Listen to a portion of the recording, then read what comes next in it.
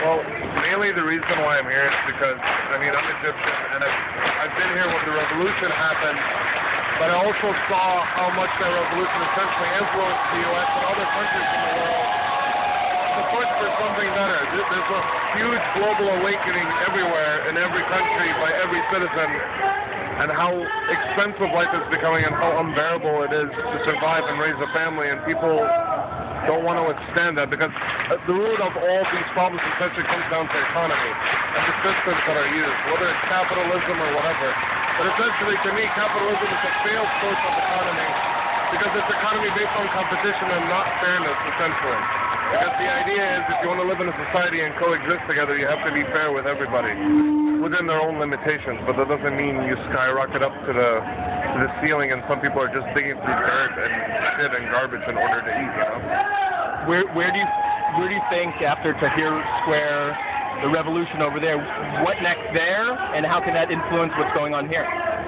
What's next there? Essentially what it's coming down right now is people are struggling and lost because they want essentially a leadership. They want to essentially see that there's going to be progress, and they want to get rid of all their just concerns in order to focus on growing and building something better. And I think the struggle in itself and the pain that's going on right now over there is going to reflect on here and boost people here in order to make this country better, make the rest of the world better, make the rest of the cities rise up and essentially talk and speak their mind and communicate with the politicians, because the politicians forgot how to listen anymore to people, you know?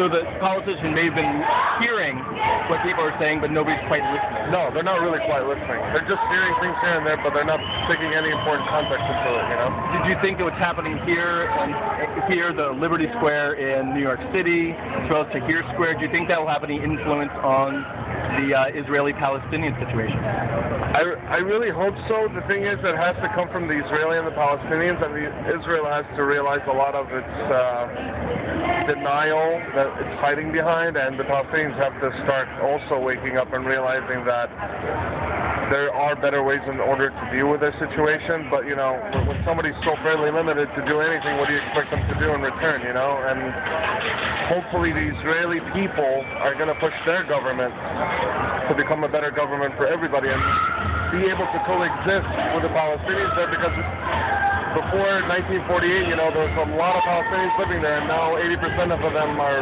fucking refugees somewhere else, you know? Thank you for your time. Thank you.